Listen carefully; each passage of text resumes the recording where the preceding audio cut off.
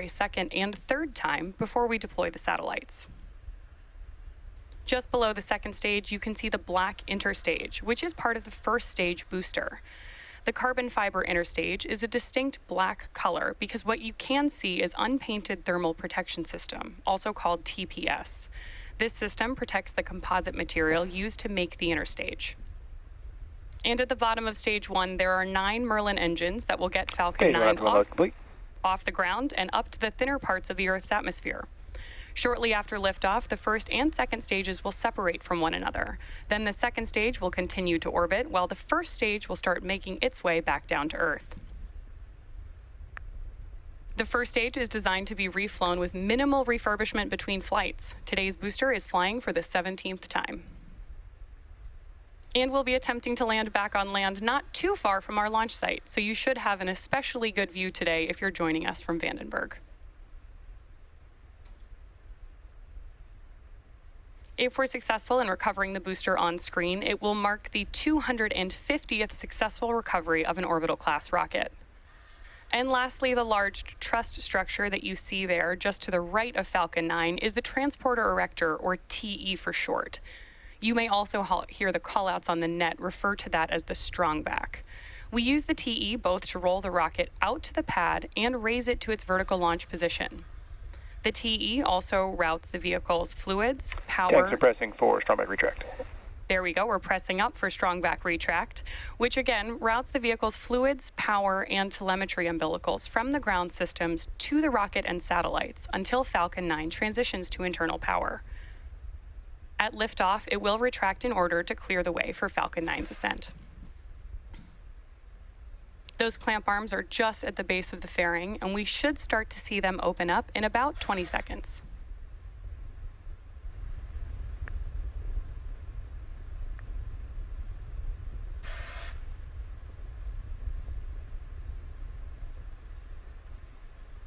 There you can see the clamp arms are opening in preparation for the initial strongback retract.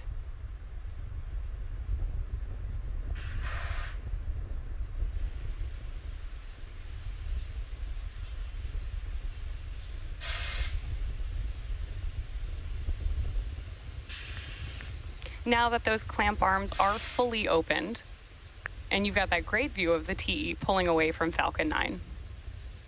Right now, the first stage is connected to a launch mount at the base of the TE, but the structure is hinged, which is what allows that retraction that we just saw. At T-0, the ground hydraulic systems will pull the TE even further away from Falcon 9 as it lifts off and clears the launch pad. At this point in the countdown, both the first and second stages are nearly fully loaded with 1 million pounds of kerosene fuel and liquid oxygen. The first stage and second stage should finish loading propellant about a minute apart from each other.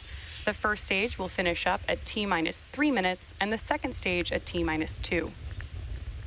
Now those white clouds that you see around the vehicle are formed as the chilled gas above the LOX tank vents overboard to maintain pressure as needed.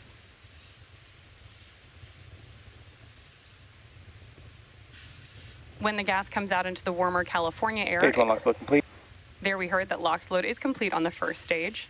And again, when that LOX comes out into the warmer California air, it condenses the water in the air and forms those beautiful clouds that you can see around Falcon 9.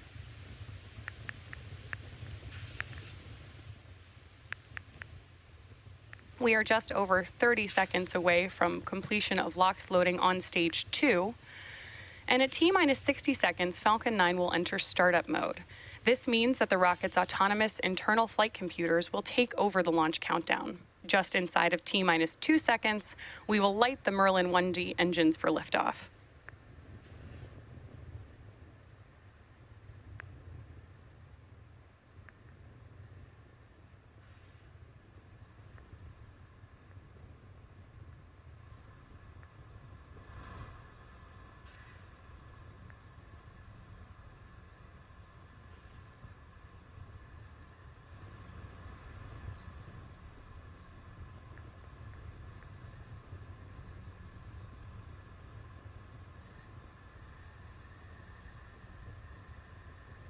Stage 2 LOX load complete.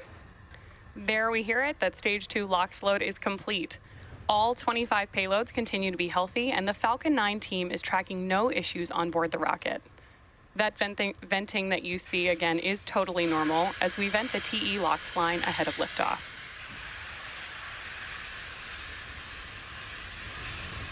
And as a reminder, at the request of some of our customers, we won't be showing any views of our payloads today.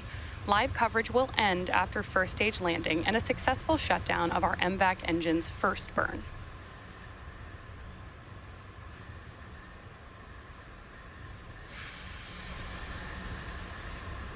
Falcon 9 is in startup. There's confirmation that F9 is in startup mode.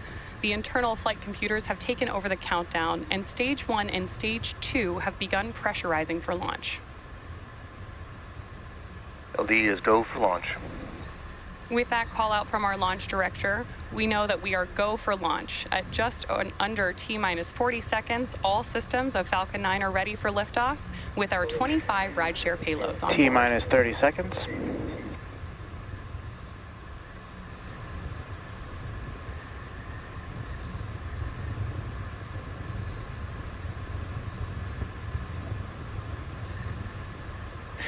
T-minus 15 seconds. T-minus 10, 9, 8, 7, 6, 5, 4, 3, 2, 1. Ignition. And go Korea 425, go SpaceX.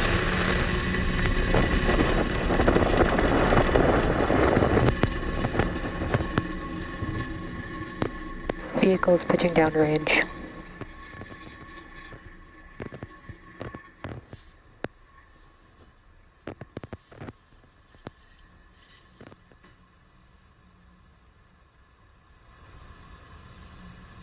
It is a beautiful day for launch, and Falcon 9 has successfully lifted off from Vandenberg Space Force Base with payloads for 6 of our rideshare customers on board: Korea, Space BD, Citael, D-Orbit, York Space Systems, and Planet IQ. Now, during ascent, we tilt the engines. The technical term for this is gimbaling, and that turns the rocket horizontally in what we call a gravity turn. We're still going up, but now we are also heading horizontally away from the launch pad. Max Q. There's the call out from Max Q. So moments ago, we throttled engines down in preparation for Max Q. Nominal. Good call outs there that power and telemetry are nominal on board Falcon 9. Max Q is a critical moment during flight because the combined stresses caused by Falcon 9 accelerating through the atmosphere and the ambient static pressure are at their greatest. Now, the rocket typically needs to go around 17,500 miles per hour horizontally in order to avoid being pulled back down to Earth and reach orbit, which is why we perform that gravity turn. You can track our progress to orbit by keeping an eye on the Stage 1 telemetry in the bottom corner of your screen. Now we have 6 events coming up in quick succession: MECO, Stage SEP, S1 Flip, SES1, Boost Back Burn, Start, and Fairing Separation. During main engine cutoff, we'll shut down the 9 Merlin 1D engines, which is followed by stage separation. Nominal trajectory. Nominal trajectory on board Falcon 9. Once separated from the second stage, the booster will flip its orientation and begin heading back to Earth with a short boost back burn, while simultaneously, the second stage MVAC engine will ignite for the first time, followed quickly by fairing separation. MECO. Stage separation confirmed. Formation of MECO and stage SEP. And back ignition. Good call-outs that we've had Stage 1 SES1 boost back startup. and boost back burn startup.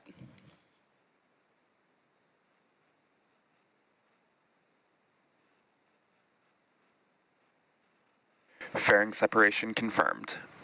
So we've heard those call-outs for those 6 events that happened back-to-back and got great views of several of them.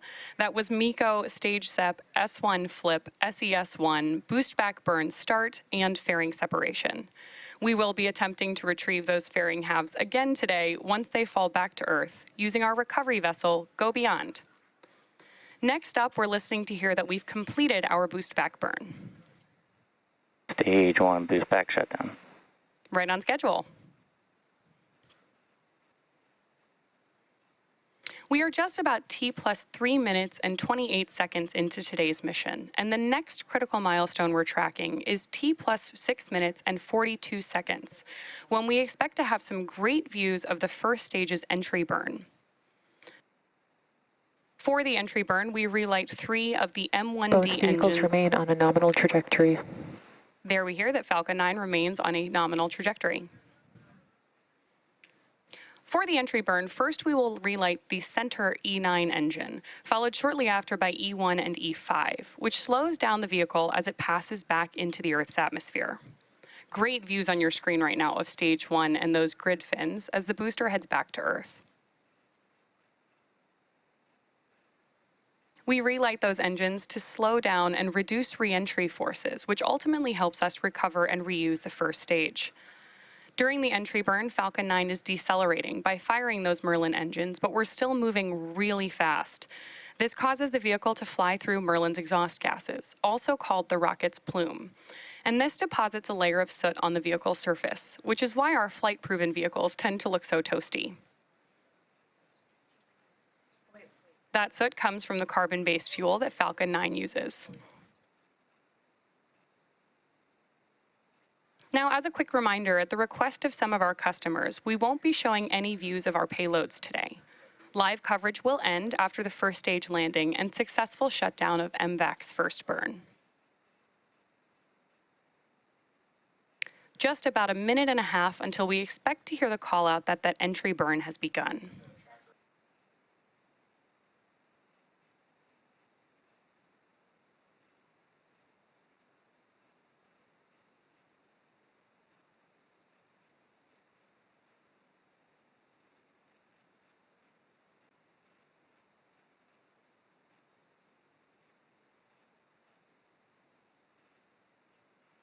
Those grid fins on your screen are the primary mechanical mechanism that we use to steer the booster on its way back to Earth. Interestingly, even though they look quite small next to Falcon 9, they are about 4 by 5 feet, so about as large as a coffee table.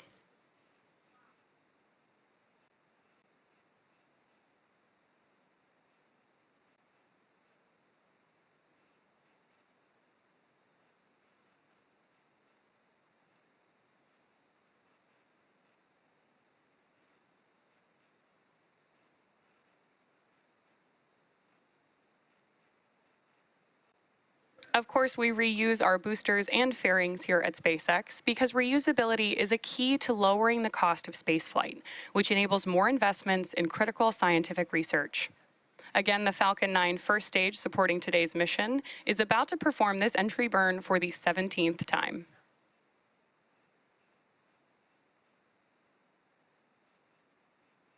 Great views of the coast of California beginning to come onto your screen now.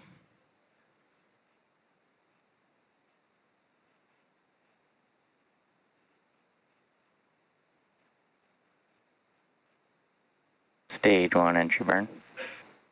Confirmation of entry burn startup. On your screen right now, you have 2 views of our first stage, one from our onboard camera on the left, and on the right-hand side, you can watch that landing as we come back toward landing zone 4 at Vandenberg Space Force Base.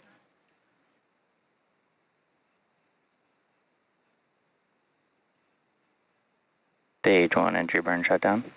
Confirmation of entry FTS burn has end. saved. The Merlins on board the first stage are optimized for sea level. These achieve about 190,000 pounds of thrust during both ascent and descent, while the MVAC engine is optimized to operate in space, producing 220,500 pounds of thrust in vacuum. Coming up next, we'll shut down our MVAC engine on the second stage, followed quickly by our landing burn on the first stage. And as a reminder, we are targeting a land landing at landing zone 4 at Vandenberg Space Force Base today, which is just west of our launch pad. Stage 1 transonic. Stage 2 FTS has saved.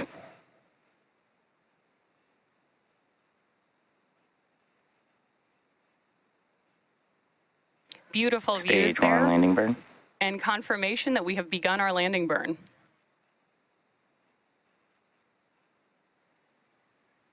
We're now waiting for Falcon to land back at landing zone 4.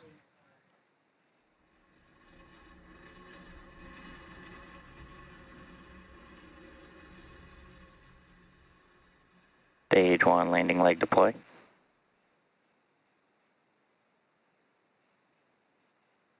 And there you have it.